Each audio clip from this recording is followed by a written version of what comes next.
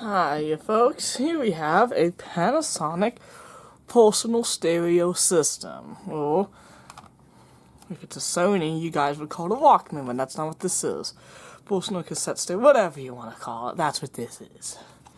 This is a Panasonic stereo with FM AM, and then you got your low boost, high cut, as well as equalizer. Okay, here we have the FM stereo light, your battery light, headphone light, tape/radio off, radio, volume, tuning, band selector, including FM stereo mode, belt clip, and transport control, stop, rewind, fast forward, play. On the bottom, nothing except the information, and this is a RX-1930 across 2 double A's at 3 volts, made in Japan. And of course there's your DCN jack. This thing does actually have batteries in it, but I can only guarantee you the belts are bad, because I can make it stall out. Radio does work. So, let's see what kind of belts this thing needs. Actually, I can show you that it kind of does work.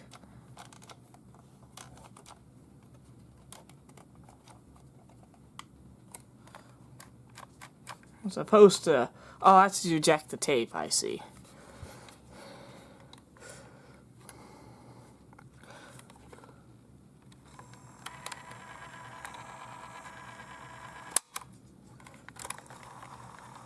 As you can see, it does work,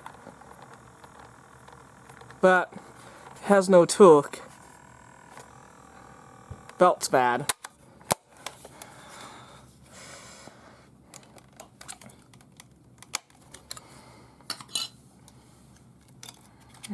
Someone must have put these batteries in it before I got it, because, well, I don't buy Dollar General heavy-duty batteries, which you wouldn't want to use anyway in this, because, well, you wouldn't get a long run out of it. But I already know it's got a bad belt. I just know. I got this unit for free. I was just at a flea market, and the guy was bringing stuff in, and this was in a box, and, well, he said to say, I just saw it on top, and I asked him how much, and he said, I'll just take it. And that's not the right screwdriver. That is the right screw. This is a JWS Phillips, which if you're working on stuff from Japan, you want one of these, because you can strip out the screws.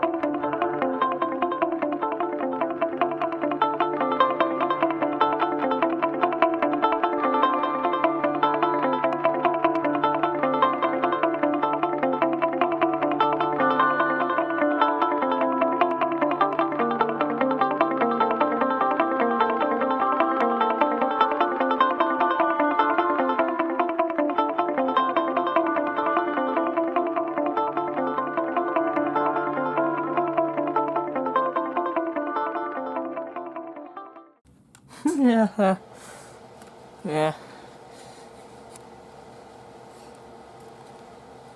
See the belt? That is not how you want a belt to look like. You see, I can just put my hand there and yeah. Belt toast. Same as this one. There's no... they're done. No plastic in here and stuff, but not horrible. I think with some new belts, this thing will probably play. By the way, here's a look at the circuit board. Yeah, what a mess. Ugh.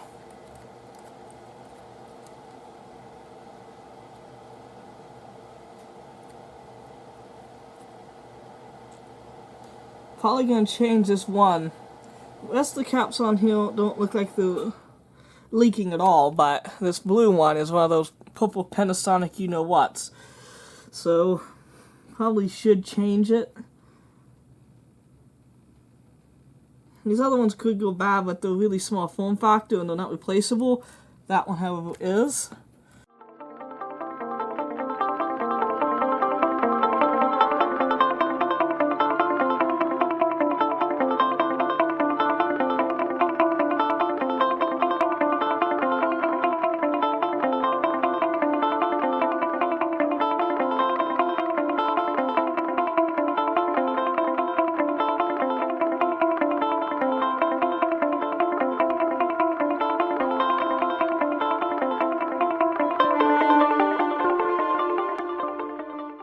One microfarad at 50 volt. Let's see what this measures. It ain't leaking yet, but these just purple ones have a bad reputation.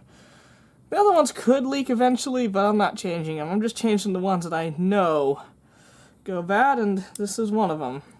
Now, if in the future, if this thing gives trouble, then we'll take care of that. Not bad. That cap could have been left in. There's a new one.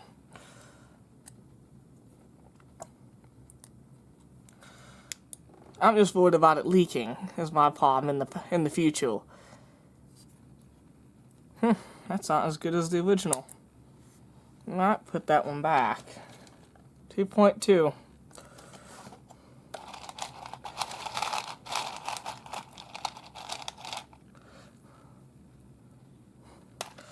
You know what? That's bad. When this one tests better. Or it is a higher voltage. But I guess we're gonna put that one back. Not. Because I don't trust it not to eventually leak. That depends if it'll fit.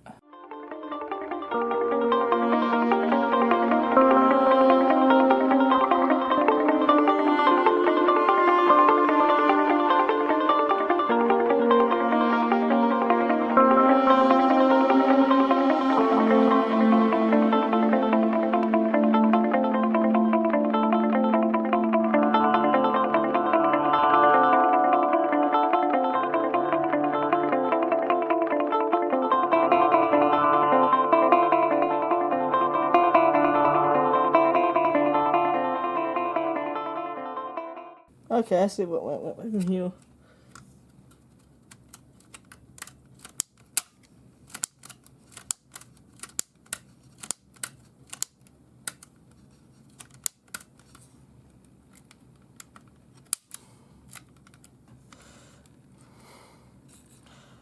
Yeah, that belt's done.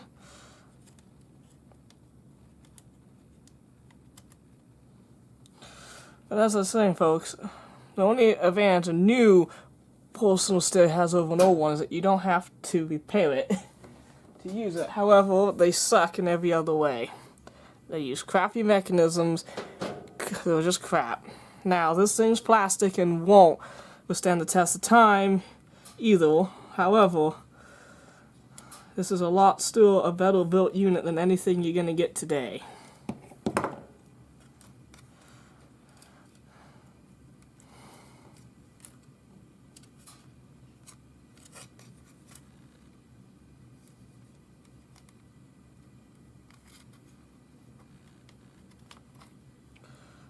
And there's this out.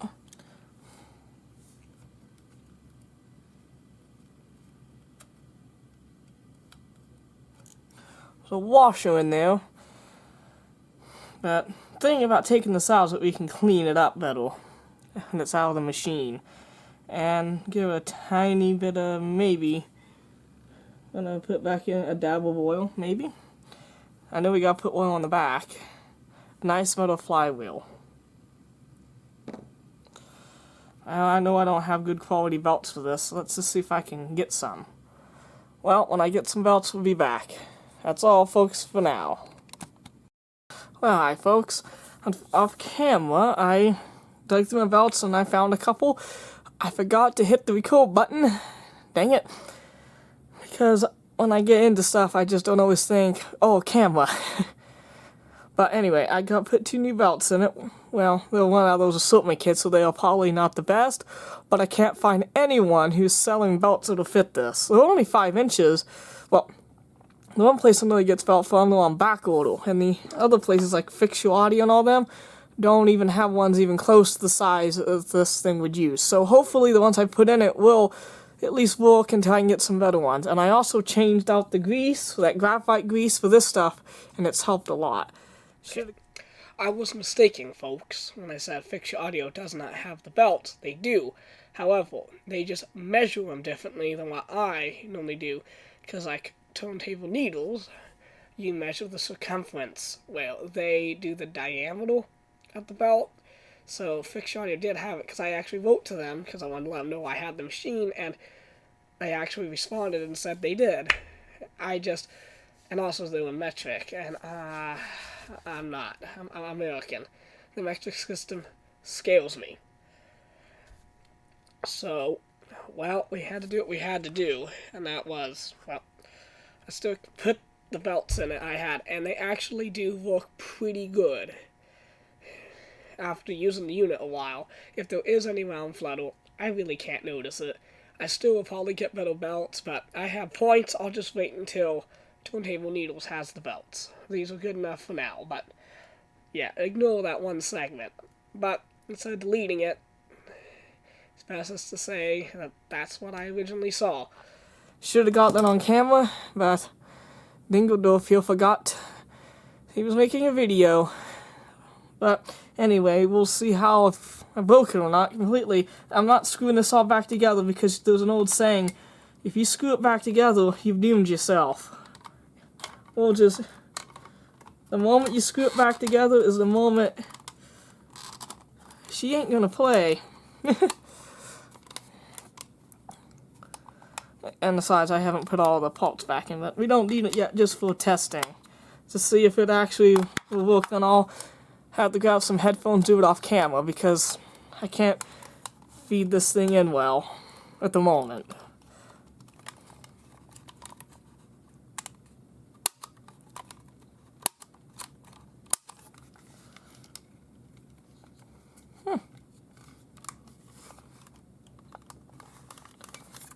Well, found out what it was. It was the negative lead of the battery. It wasn't soldered good. As you can hear, she runs. Now, I'm going to go give it a test, and I'll come back and tell you how good she did.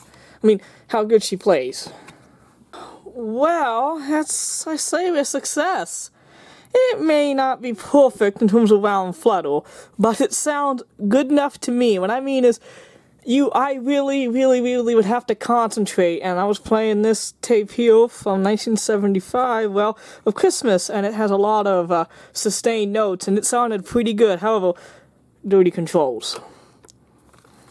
But other than that, and also those batteries were bad that came with it. I used it on my Sennheiser headphones. Gave it the best shot of working, and well, it works, so. And it sounds good too. So I say this thing's a success. Well, folks, I'll get it all put back together after I clean the controls.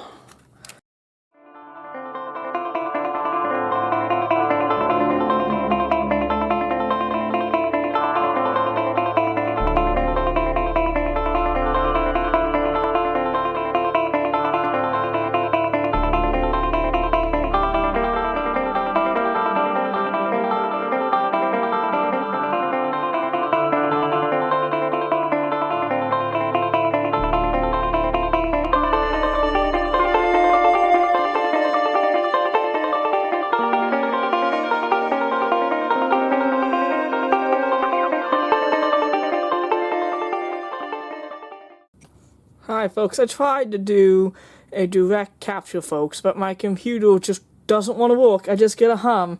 It's not this thing, it's the computer. This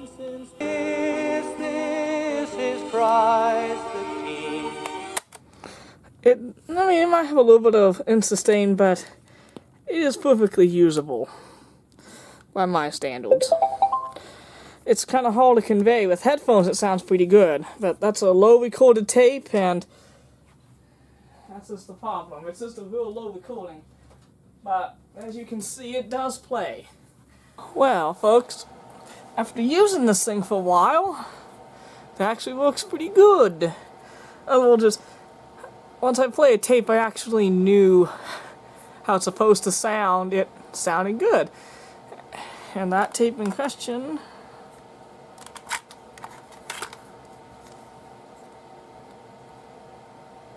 Expose, and the album Exposure. And one of the hits I know was Let Me Be the One. If anyone remembers that, let me know. But it seems to play very well. This cassette from 1987 and this cassette player. Just the way that guy sings just makes you think it's wobbly. It's not a good test tape. Because it makes everything sound that way, or the tape could just be going bad. But anyway, it actually sounds really good. Now the batteries give me a little trouble. The contacts, I have to spin and run around because sometimes it'll cut in and out and act like not getting a good connection. So I'm have to sand it down a little bit. But other than that, like the volume and the headphone jack got better as I used it. Even though I sprayed contact cleaner in them, it still needs to be used some. That'll help. Volume control's a lot better. No, headphone jack's a lot better. Volume control's still scratchy, but it's sealed. There's no way to get into it. Just using it will help a lot. But it actually does play really good. I mean, in terms of speed, it sounds right on speed. To me, it might have a tiny bit of round flutter, but I can't hear it. I mean, on really, really high, like treble notes, overstained, if it is fluttery, I can't tell you that, because I can't hear it. It sounds really good. And it has very good bass and treble, especially if you use a low bass and high boost on the equalizer. You kind of have to have them to sound good. Unfortunately, as I showed you, I couldn't do a direct feed or even show it on Bluetooth speaker because the headphone jack on this thing or output is very, very low. Through these Sennheiser headphones I have here, what are they? Well, I don't even see the model on these things. But anyway, these Sennheiser headphones, it sounds nice and loud, clear, and basically best I've ever heard from a portable cassette player, because the only one I ever had was a cheap Sanyo, which was the one that only had play, stop, and fast forward. No tone control, no nada. But it was 99 cents, and it worked, so